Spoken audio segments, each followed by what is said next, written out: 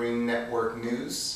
This is the home edition, and this morning I'm going to share 3 things that you can probably accomplish in your own home that you might not have thought about that contribute to the environment, help grow your garden, and clean your dishes. I'll bet you didn't think you could do all those things at one time, did you? Okay, so today that's exactly what we're going to do. And one of the things to really think about when you're thinking about sustainability or climate change is how can I do more with less, right?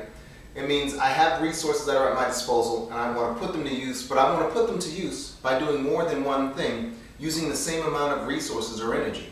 That's actually a good business model too, and that's what you call efficiency in the business model. So we're going to talk about that today, and we're going to start by showing you what these 3 components are.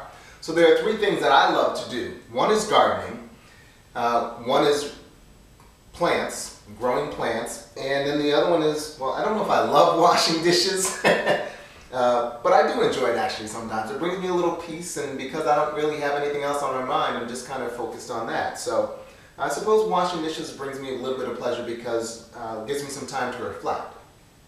So with those 3 components in mind, I'm going to start first with the gardening piece. This is a plastic bag that I use to put my compost in. And I actually take the food that remains from what I don't complete. Sometimes I'll use the peels from oranges or lemons or citrus. I may use the peels from bananas. I have grapefruits here. So all of these things, when I'm done with them, don't have to go in the trash. Actually, they can go right in my compost.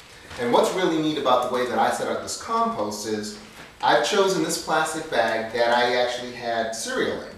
And so when I finish the cereal, I take the bag, I use it, and I put my compost in it. And then I set it next to the sink so that while I'm washing dishes, whatever food I can scrape off of my plate, I'll also put and prepare for my compost pile that I'll then mix with the dirt, amend with the dirt, and have it ready for the growing season, right? So I can't wait because that's close.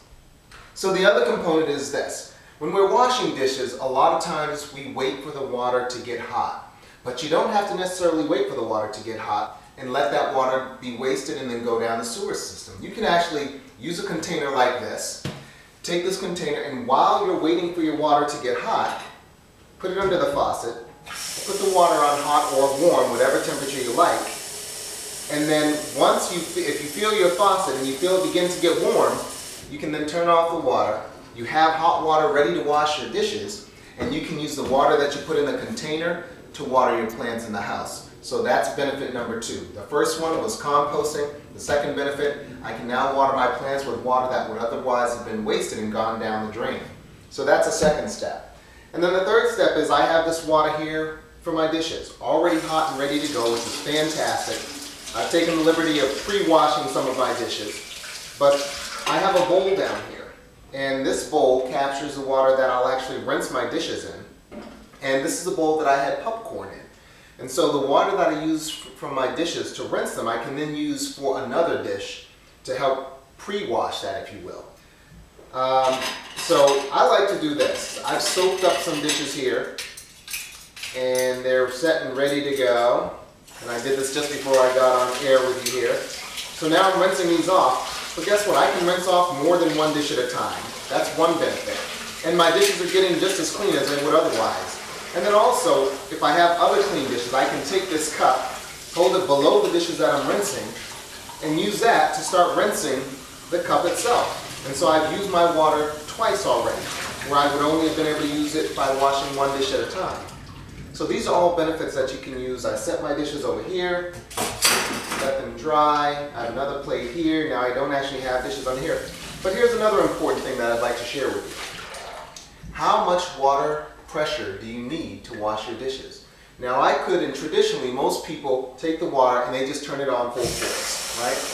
But what I realize, and what you might realize, is that we don't actually need the full force of the pressure. So what if we just were a little bit more patient, slow down a little bit, and just put on water on the flow of water necessary to wash the dishes entirely, but at the same time not waste any additional water. I don't need the full force of the water that comes out of there. So that's another benefit. And that kind of does it for this segment of washing our dishes, composting for our garden, which we're excited about, and having water available for our plants without wasting water that goes down the sewer system. So I'm really excited that you joined me today in my kitchen, in my home. I think this is my first invitation into my kitchen. We'll have lots of great tips as the season goes on and lots of new things to share with you about sustainability and greening. I look forward to talking to you about gardening, which I have lots of great tips. This season's going to be a great season, I'm sure. We've had lots of snow, so the earth is really moist. But other than that, you can visit me on TypePad, which is Green Elements on typepad.com. And then also, if you look up Scotland Willis online, you'll be able to find me there. Been great sharing time with you. We'll see you next time on Green Network News Home Edition. Take care.